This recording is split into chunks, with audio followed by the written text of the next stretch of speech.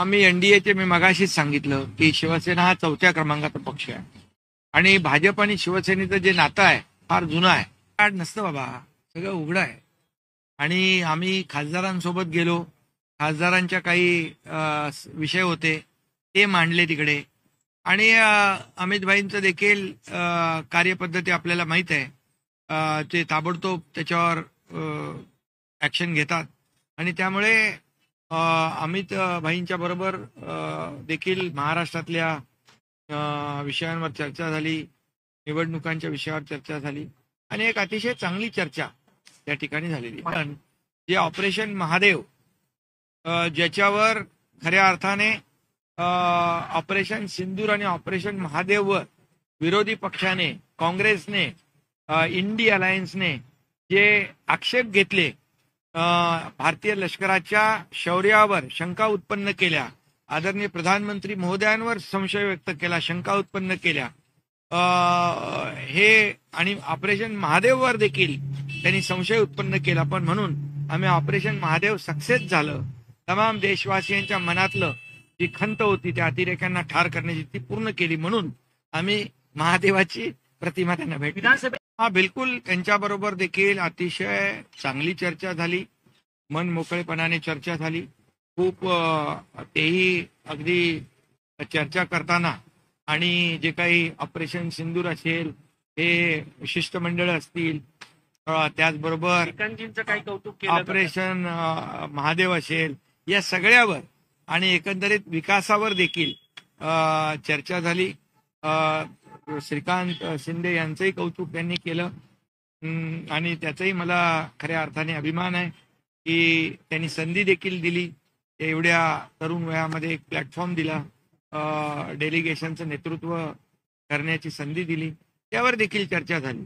आणि अतिशय चर्चा खेळीमेळीची, अतिशय आनंदित वातावरणामध्ये प्रधानमंत्री मोदीजींच्या बरोबर चर्चा. ते बघा, ते तिकडे 10 जनपदकडे जात आहेत, आम्ही इकडे लोककल्याणकारी मार्गाकडे गेलो. 7 नंबर आहे ना प्रधानमंत्री मोदयांचा, तर प्रधानमंत्री लोककल्याण मार्ग तिकडे आम्ही गेलो. हा फरक आहे. जे बाळासाहेबांनी जो लोककल्याणाचा मार्ग आम्हाला दाखवलाय त्या मार्गाने आपण गेलो. आणि म्हणून देश बघतोय की कोण कुठं चाललंय. जे बाळासाहेबांना कधी आवडलं नाही ते जे कोणी काही लोक करतायत, आणि जे बाळासाहेबांना आवडतंय, बाळासाहेबांचे विचार, ते आम्ही पुढे घेऊन जातोय. हे मला सांगण्याची गरज नाही. आणि आमचा शिवसेना पक्ष आहे, त्यांची प्रायव्हेट लिमिटेड कंपनी आहे, तशी आमची प्रायव्हेट लिमिटेड कंपनी नाहीये. आमचा शिवसेनेचा पक्ष हा लोककल्याणाचा पक्ष आहे, हा कार्यकर्त्यांचा पक्ष आहे. इथं कुणी मालक नाही, कुणी नोकर नाही. नाही, असं काही नाही. शेवटी बघा, आम्ही महायुतीची ताकद कशी वाढेल याकडे आमचा फोकस आहे. कसं आहे, ज्याला विश्वास नाहीये, 2 दगडावर पाय ठेवून माणूस जेव्हा काम करतो तेव्हा तो काय होतं त्याचं आपल्याला माहित आहे. त्यामुळे कॉन्फिडन्स पाहिजे आणि विश्वास पाहिजे. विश्वास गमावलेले लोक असं काम करतात. सर, जर उपराष्ट्रपती पदाचा विश्वास गमावलेले लोक असं काम करतात. एकीकडे बघा, खऱ्या अर्थाने आता कुणाशी चर्चा चालू आहे आपल्याला माहित आहे, आणि कुणी लोकशाहीमध्ये एकत्र येण्याचा अधिकार आहे, आघाडी युती करण्याचा अधिकार आहे ज्याला त्याला. त्यामुळे आमचं त्याच्यावर काही म्हणणं नाही. परंतु कुठंतरी म्हणजे एका दगडावर पाय ठेवला पाहिजे.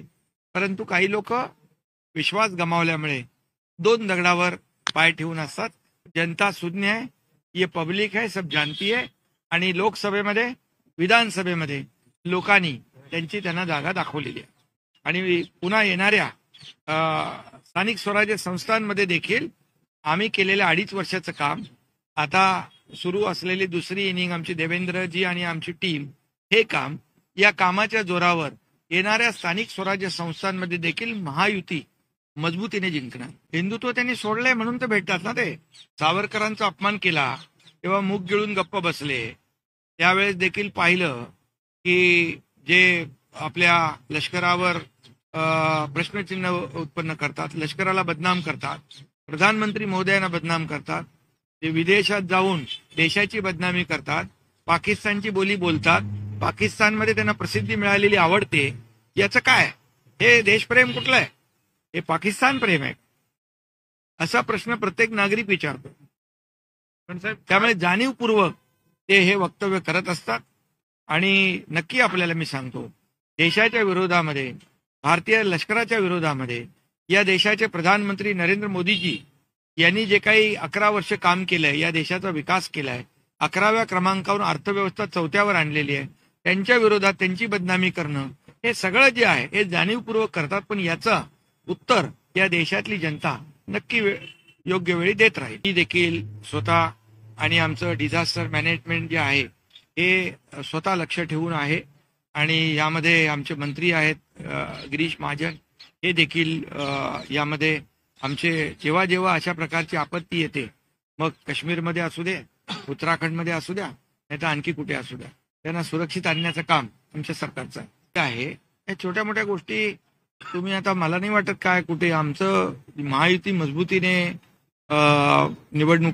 दोन्ही निवडणुका लढली आहे, दोन्ही निवडणुका जिंकली. देश प्रधानमंत्री महोदयांच्या नेतृत्वाखाली जिंकला, महाराष्ट्र देखील आम्ही जिंकला. आणि आता पुढे महायुती स्थानिक स्वराज्य संस्थाही जिंकू. अरे लोक मतं नावावर नाही, कामावर देतात. लोक कामावर मतं देतात.